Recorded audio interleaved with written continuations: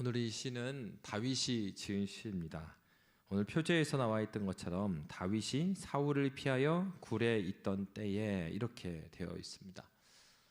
다윗은 그가 범죄하기 이전에 사울의 어떤 그 질투, 사울의 그 박해를 피해서 도망 다니는 신세였습니다. 블레셋에도 가 있었습니다. 적군에게 가 있어서 그가 미친 것처럼 취하면서 그가 생명을 구걸하는 시절도 있었습니다. 그리고 그는 생명의 위협을 느꼈습니다. 블레셋 가드왕 앞에서 그런 미치광이 행세를 하면서 도망쳐 나왔습니다. 그리고 지금 다윗은 아둘람 굴에 숨어 있는 것입니다.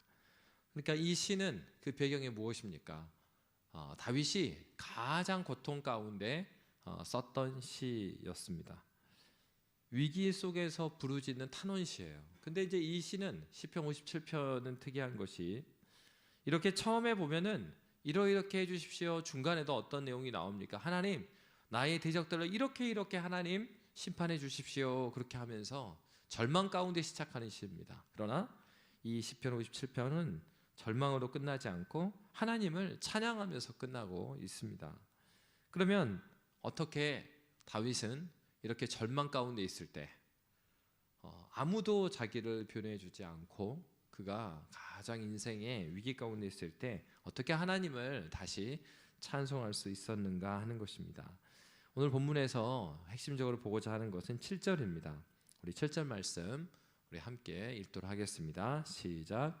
하나님이여, 내 마음이 확정되었고 내 마음이 확정되었사오니 내가 노래하고 내가 찬송하리이다. 오늘 말씀을 보면은 앞에 있는 말씀이 쭉 전개되다가 이 7절과 함께 말씀이 전환이 됩니다. 그 앞에서는 굉장히 자신의 상황, 자신의 절망적인 상황을 하나님께 탄원하는 내용들이 나오는데 바로 7절부터 해서 그 내용이 확 찬송으로 바뀌고 있었습니다. 첫 번째로 시인은 이렇게 말합니다. 하나님이여, 내 마음이 확정되고 확정되었사오니 이렇게 말하고 있습니다. 오늘 부분에 나와 있는 확정되다 이런 단어는 이 되다라고 하는 것 자체도 수동형을 나타내고 있죠. 그리고 확정되었다 이 말은 분사 형태로 되어 있어요. 그러니까 어떤 얘기냐면 어떤 동작이 현재적으로 계속되고 있는 거예요. 그게 무슨 말이겠습니까? 오늘 본문에서 다윗이 내 마음이 확정되었고 내 마음이 확정되었다 반복해서 말하고 있잖아요.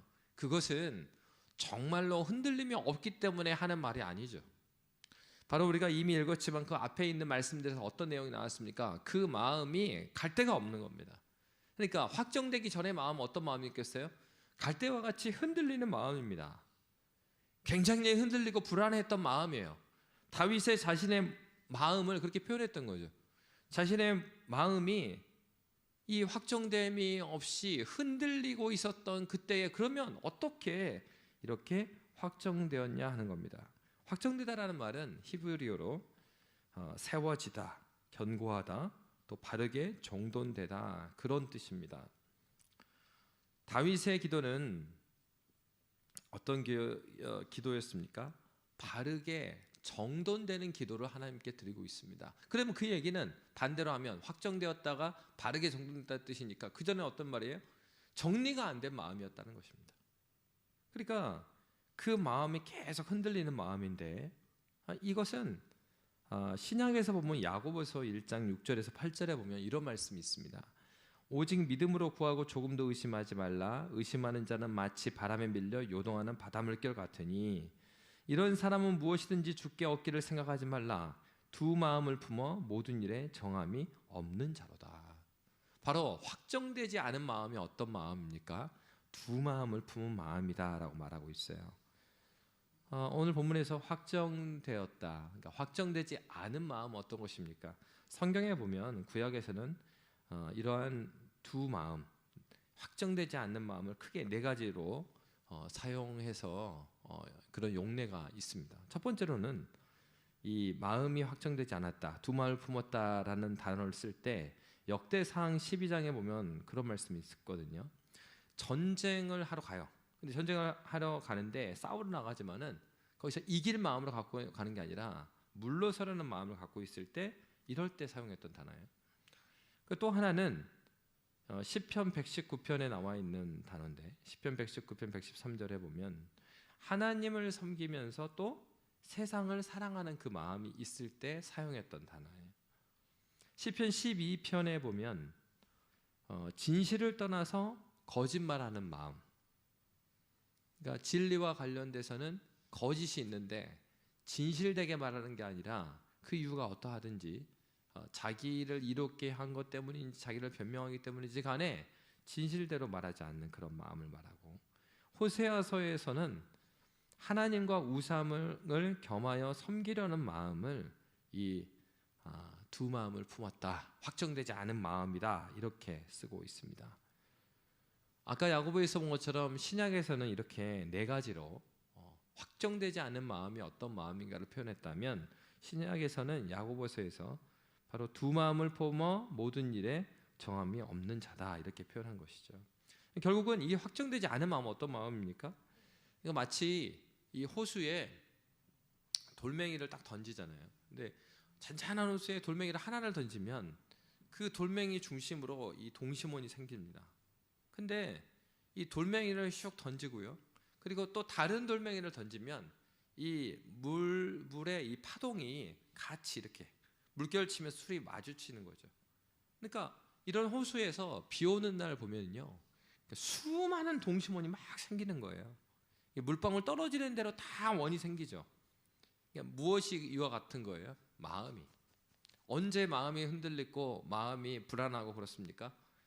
이거인 것 같기도 하고 저거인 것 같기도 하고 수많은 마음에서 일어나는 마음들이, 이 욕심들 또는 갈피를 잡지 못하는 마음들이 이 근심 걱정 안에서 계속 일어나고 있는 걸 말합니다. 다윗이 그랬다는 겁니다. 사울이 대적해서 그를 쫓아오죠. 그리고 그와 함께하는 자들은 다 보잘것없는 사람들이죠. 자기 인생이 끝나버린 것 같아요. 누구도 알아주지 않아요. 바로 그럴 때 그 마음은 확정되지 않은 마음이었어요. 그게 어떻겠습니까? 불안한 마음이죠. 그럼 어떤 마음이겠어요? 이 불안한 마음이 계속되면 하나님을 향한 원망하는 마음으로 나아갑니다. 바로 그러한 마음 가운데 다윗이 있었다는 겁니다. 근데 성경에 보면은 그러면은 확정된 마음에 대해서는 성경에서 어떻게 나오는가? 다니엘서 1장 8절에 보면 이런 말씀이 있습니다. 다니엘은 뜻을 정하여 왕의 음식과 그가 마시는 포도주로 자기를 더럽히지 아니하리라 하고 자기를 더럽히지 아니하도록 환관장에게 구하니, 이렇게 되어 있습니다.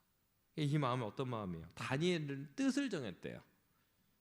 그래서 이 뜻을 정했다는 것은 자기의 마음을 하나님의 뜻에 묶어놓는다. 원어의 뜻을 보면 자기의 마음을 하나님의 뜻에 묶어놓는다라는 뜻이라는 거예요. 그러니까 왜 묶어놓을까요? 우리의 마음은요, 기울기에 따라서 기우는 쪽으로 막 움직이는 게 마음이에요. 그래서 우리의 영혼에 죄가 들어올 때도 어떻습니까? 마음이라는 것은 외부의 어떤 반응들, 외부의 유혹, 외부의 자극, 이것들이 우리의 영혼에 직접적으로 오는 게 아니고요, 우리의 마음을 통해서 온단 말이에요. 우리 안에 있는 것도 마찬가지입니다. 우리 안에 있는 죄된 생각이나 우리의 생각, 우리의 정서는 영혼의 작용이죠. 이 영혼의 작용들은 밖으로 표출을 될 때 마음이라는 통로를 지나가서 표현이 된단 말이에요. 이게 중요한 건 뭡니까? 마음이라는 것은 전쟁터와 같아요. 어느 하나로 딱 컨펌이 돼 있지 않아요. 그러나 마음에는 무엇이 있습니까? 마음에는 마음의 틀이라는 게 있어요. 그래서 어떤 사람을 보면은 아이고, 우리 그런 이야기 하죠.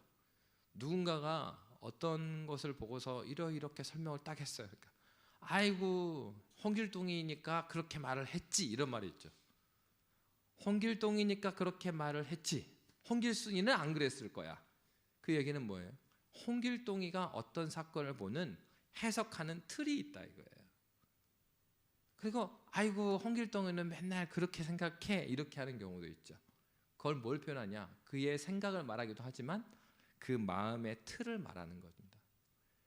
사람은요, 누구나 마음의 틀을 가지고 있어요. 그래서 어떤 동일한 그 반응이나 사건을 보고도요, 이 마음의 틀에 따라서 전혀 다르게 반응합니다. 우리 자신도 그래요. 우리가 정말로 은혜 가운데 있을 때는요, 어떤 아이가 무엇인가를 딱 하는 걸 보면은, 이야, 하나님께서 저 아이에게 저런 달란트를 주셨구나. 그러면서 되게 하나님께서 저 아이를 어떻게 쓰실까 이렇게 한단 말이에요. 근데 우리가 은혜 아래 있지 않으면은 동일한 걸 보고 뭐라고 말합니까? 아이고, 저거 너무 나대는구만 애기가, 이렇게 말을 해요. 내 마음의 상태가 어떠냐에 따라서 동일한 걸 보고서도 그것에 대한 반응이 달라지는 거예요. 그래서 성경은 어떻게 합니까? 무릇 지킬 만한 다른 무엇보다도 네 마음을 지켜라. 왜요? 수많은 생명들이 여기에서 나오기 때문이다라고 잠언에서 말했거든요. 그렇습니다. 이 마음이라는 것은 그렇게 중요한 거예요. 다윗은 비록 그가 범죄한 때도 있었습니다. 그리고 그가 하나님과 가까이 있을 때도 있었습니다. 그런데 바울은 어떤 사람이었습니까? 우리의 영혼에, 우리의 마음이, 우리의 신앙생활에 있어서 우리의 마음이 얼마나 중요한 것이냐를 알았어요. 그렇기 때문에 다윗은 어떻게 했습니까? 하나님이여, 내 마음이 확정되었고 내 마음이 확정되었다. 이 얘기는 지금 흔들림이 없다라는 얘기하고 있는 건 아닙니다, 사실. 왜요? 다윗에게 있어서 이 시편을 쓰고 있는데 바로 6절까지만 해도 어떻습니까? 내 대적이 이렇쿵 저렇쿵 그 얘기도 하고 있단 말이에요. 자기의 상황에 대해서 나를 삼키려는 자의 비박에서 나를 구원해 주십시오, 막 이런 얘기하고 있어요. 그러니까 이 시를 쓸 때조차도 다윗은 이 마음이 불편한 겁니다. 근데 뭐 하고 있는 거예요? 7절에 보면 그가 그의 흔들리는 마음을 향하여, 흔들리고 있는 영혼을 향하여 외치는 겁니다. 하나님이여, 내 마음이 확정되었고 내 마음이 확정되었으니, 확정되지 않았을지라도 선포하고 있는 거예요. 여러분, 불안하고 우리가 하나님 앞에서 하나님이 주신 평안 가운데 있지 않을 때 우리가 이렇게 할 필요가 있어요. 때로는요, 성경을 낭독해서 읽는 유익이 있습니다. 저도 중고등학교 때였던 것 같아요. 그때는 주님을 깊이 만나지는 못한 때였는데 이제 저 혼자 지냈을 때가 있었어요.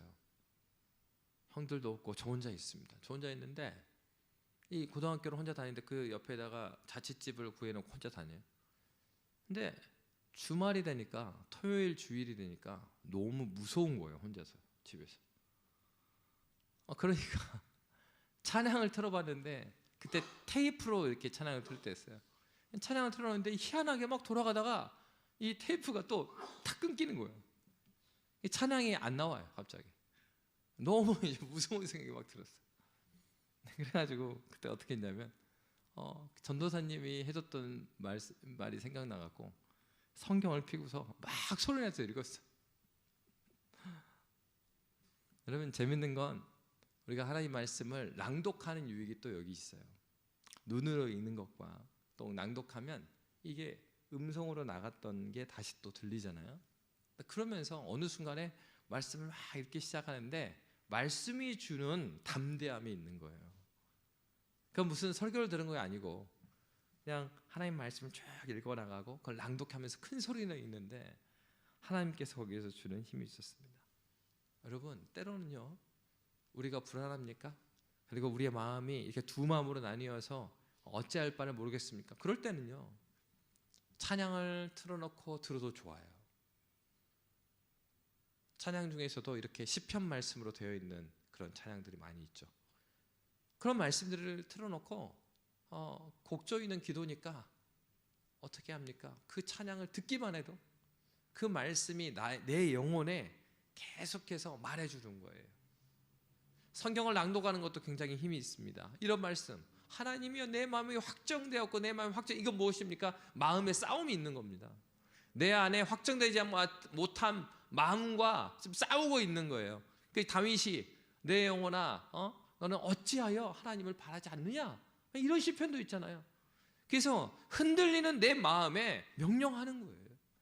하나님이여, 내 마음이 확정되었고 내 마음이 확정되었으니, 이 얘기는 다시 말하면 기도입니다. 하나님, 내 마음을 확정되게 해주십시오. 확정되게 해주십시오. 무엇을 말해주는 거예요? 오늘 본문에서 알게 되는 건 뭐냐면 우리의 마음을 확정시켜 주시는 분은 하나님이시죠. 근데 좀 희한해요.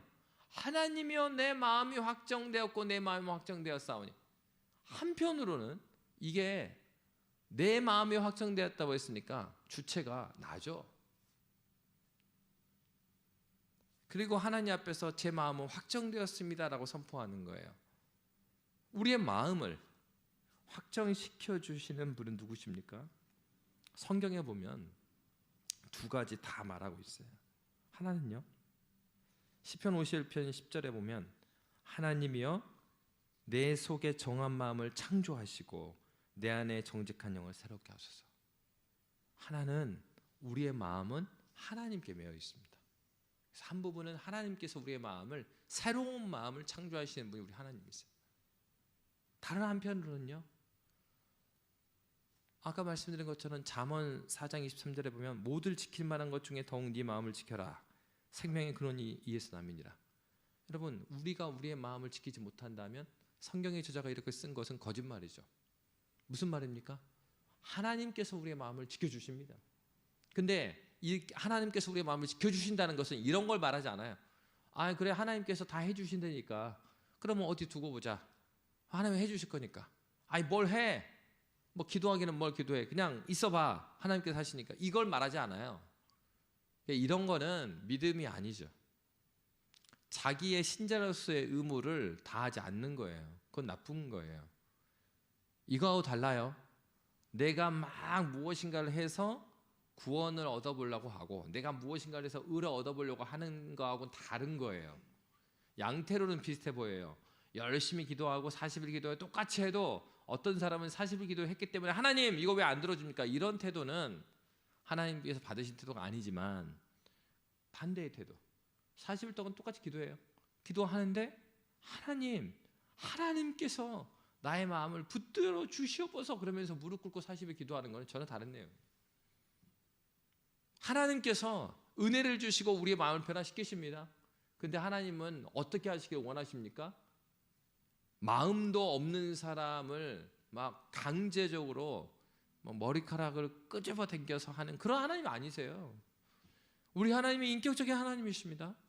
뭘 하길 기뻐하신 겁니까? 장원하는 심령으로 그가 주님 앞에 나와 하나님께 구하는 자를 하나님께 기뻐하셔요. 우리의 마음을 변화시키시는 분은 하나님이십니다. 그런데 하나님께서는 그때도 우리가 하나님께 자원하여 나와서 우리의 마음, 오늘 다윗이 그렇잖아요. 내 마음이 확정되었고 내 마음이 확정되었으니, 이 얘기를 한다는 것은 그도 불안한 마음이 있었다는 거예요. 그럼에도 불구하고 그 영혼에 외치는 거예요. 주님, 내 마음을 확정했습니다. 내가 이렇게 결단하였습니다. 하나님, 그러하오니 하나님께서 내 마음을 붙드시고 나를 인도하여 주십시오.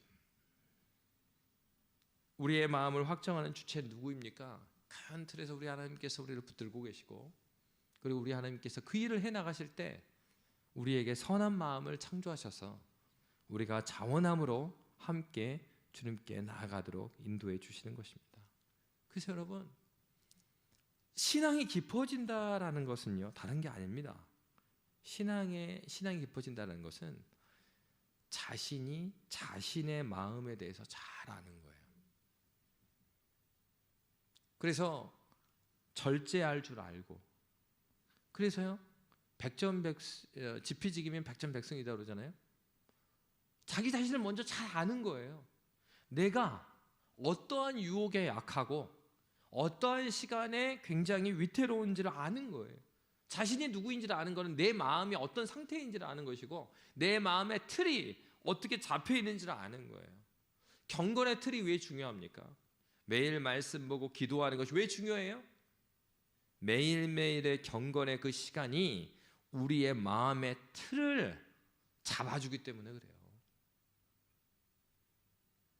지속적이고, 기도에 있어서도 지속적이고 간절한 기도를 드리는 사람은요, 어느 시간에 기도를 해도 아주 짧은 시간에 깊이 하나님과 교제 시간으로 들어갈 수 있습니다.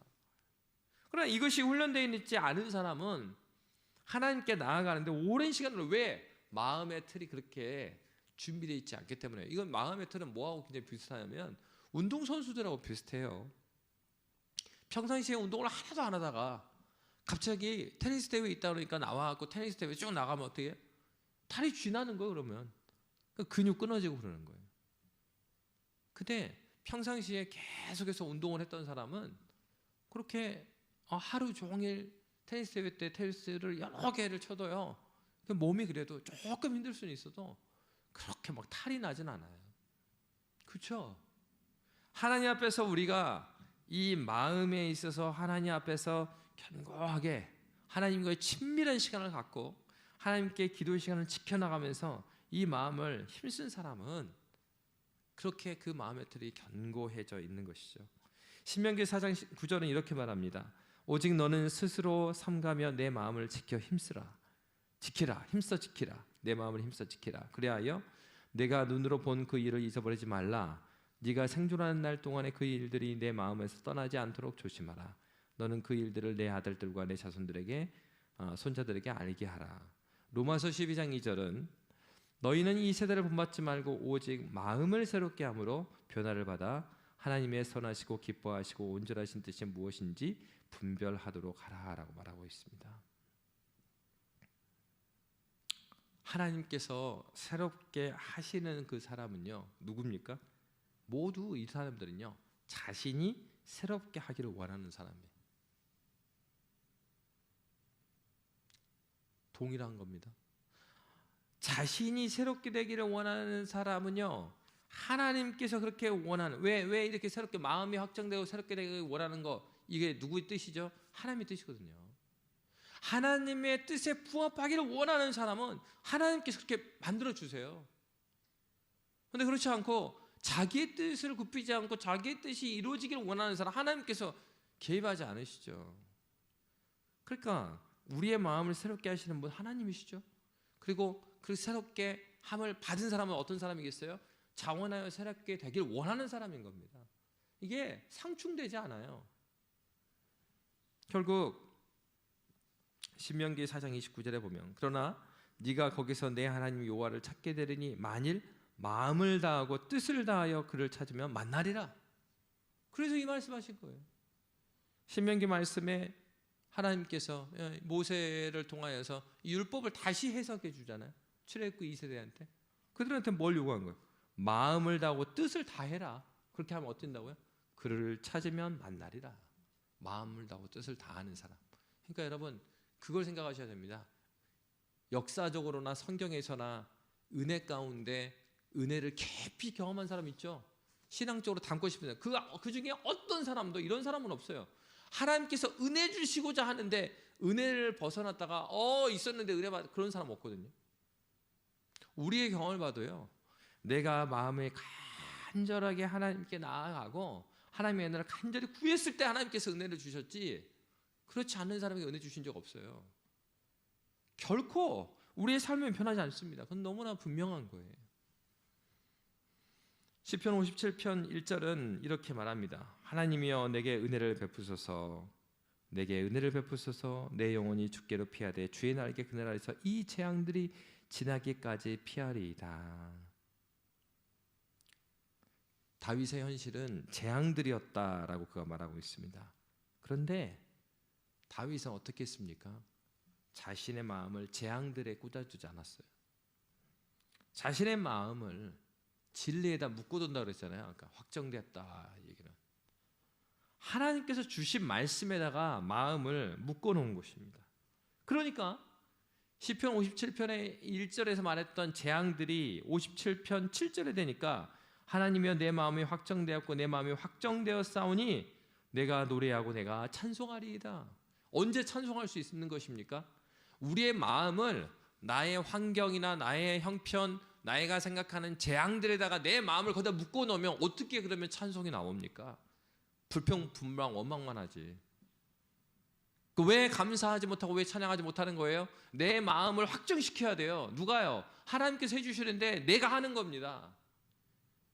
내가 자원해서 내 마음을 하나님의 뜻에 확정을 시켜놔야 하나님께서는요 모두가 은혜 받기를 원하세요. 근데 하나님 인격적인 하나님이셔서 은혜 받으려고 안 하고요. 아니 가데스 바네아에서 가나안 땅 줬다니까요. 줬는데 그 가서 줬으니까 너희들이 눈으로 확인해라. 내가 이제 너희 들어갈 수 있게 해줄게. 그래서 가데스 바네에서 12전투하고 보낸 거 아닙니까? 근데 10명이 어때요? 줬는데 갔다 와서 그 땅 몹쓸 땅이네.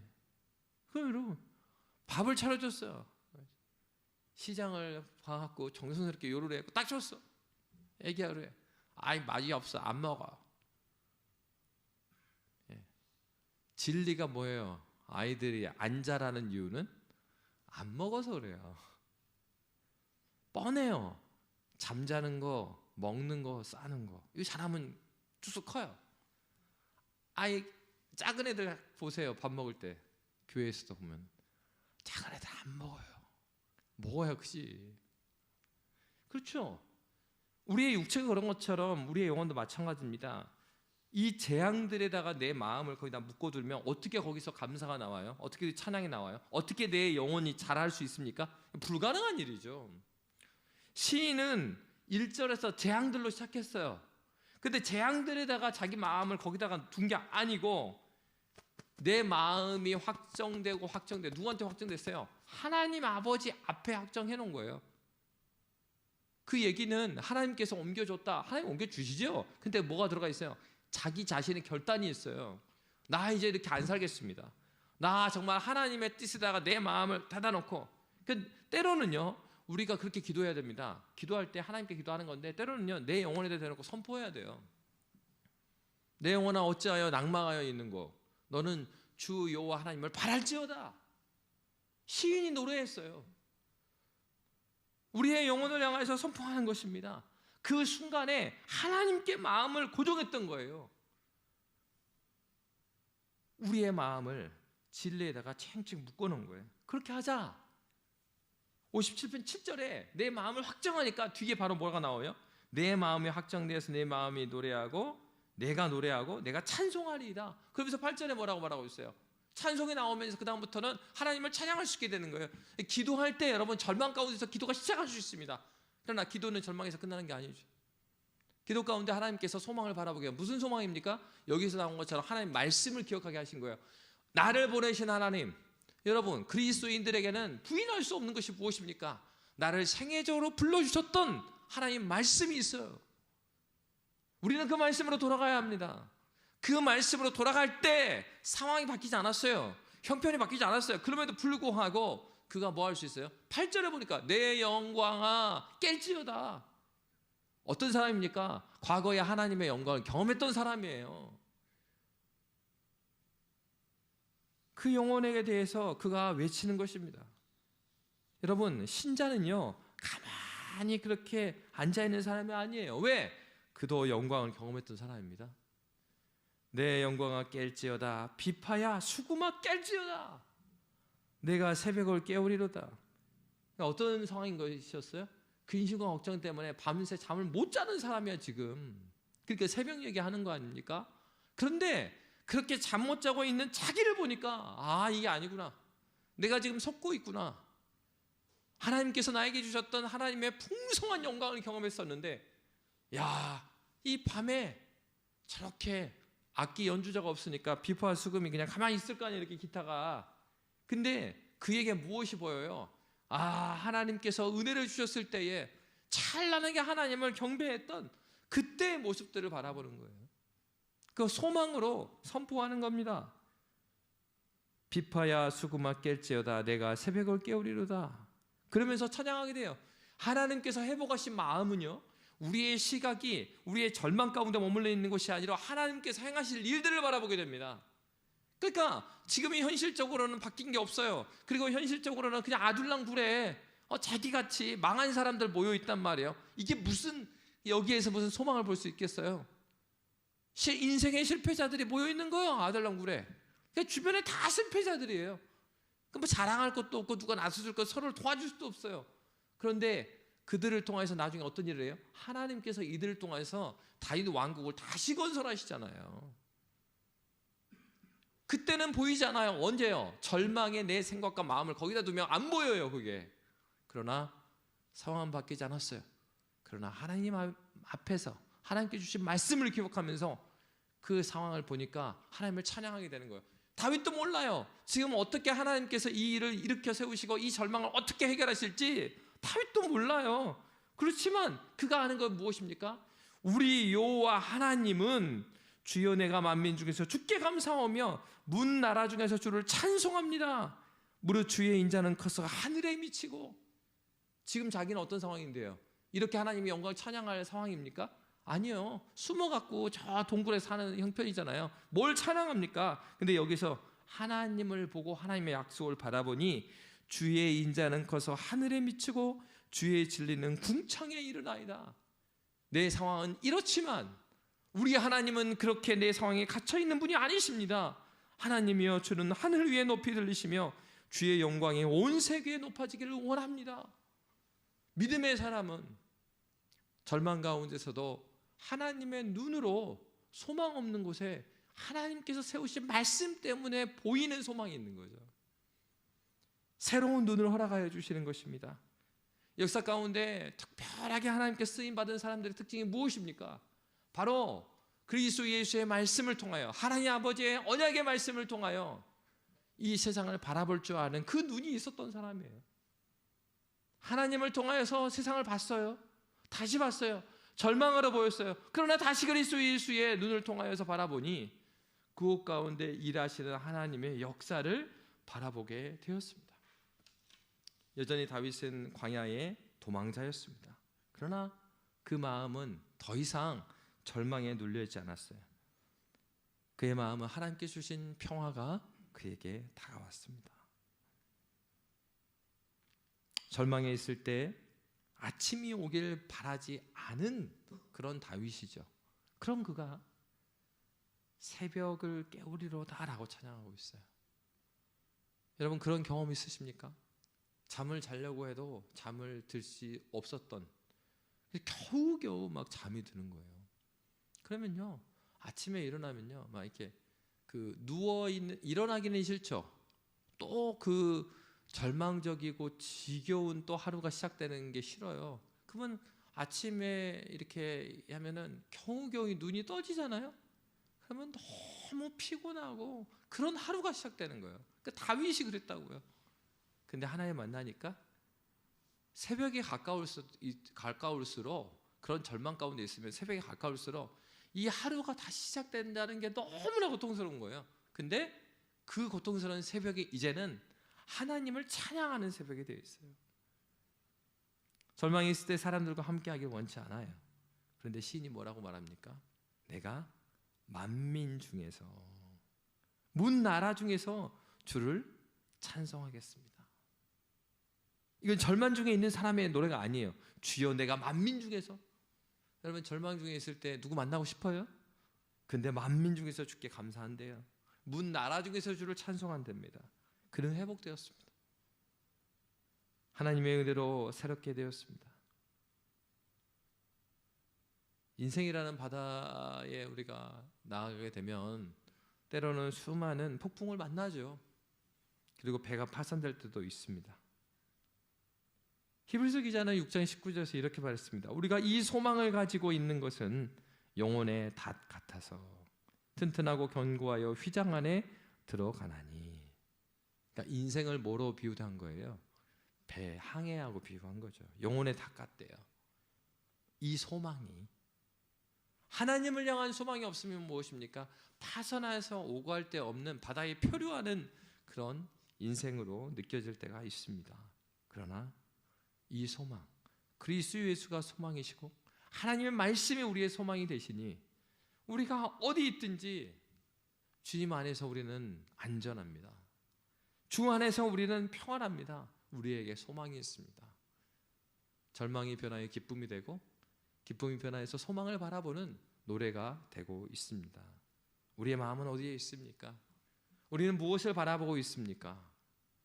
하나님을 바라보고 우리의 마음을 그 주님께 묶어 놓으시는 저와 여러분이 되시기를 주의 이름으로 빕니다. 이 시간 함께 찬양하고 기도하겠습니다.